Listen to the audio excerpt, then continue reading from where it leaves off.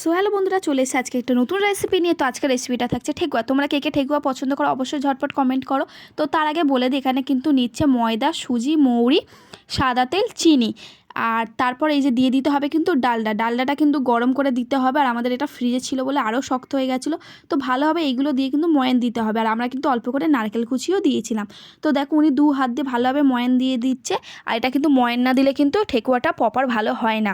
তো এই যে কাকিমাকে দেখছি, এই কাকিমাটা হচ্ছে প্রপার নন বেঙ্গলি এবং ওদেরই রেসিপি। তো আমরা ভাবলাম যে কাকিমাদের সাথে যেহেতু আমাদের ভালো সম্পর্ক, তাই কাকিমাকে বলেছিলাম যে আমাদের বাড়িতে এসে একটু ঠেকুয়াটা বানিয়ে দিতে। আমাদের বাড়িতে সবাই খেতে ভালোবাসে, তো উনি রাজি হয়ে গেছিলেন এবং উনি এসে সবটাই কিন্তু একা হাতে করে দিয়েছিলেন।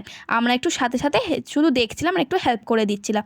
তারপরে এই যে ওনার মাখানোর হয়ে যাওয়ার পর দেখো দু হাতে কিন্তু উনি গোল গোল করে নিচ্ছে। তো তারপর আমি ভাবলাম যে একটা বাটির সাহায্যে আমি একটু এটাকে করি। তো করে এই যে দেখো আমি একটা শেপ দিয়েছি গোল গোল করে। তারপর দেখো কড়াইতে সর্ষের তেল গরম করে কিন্তু এগুলোকে ভাজা হবে। আর সর্ষের তেলে ভাজা হচ্ছে মানে এই নয় যে সর্ষের তেলের কোনো গন্ধ থাকবে না, একদমই না।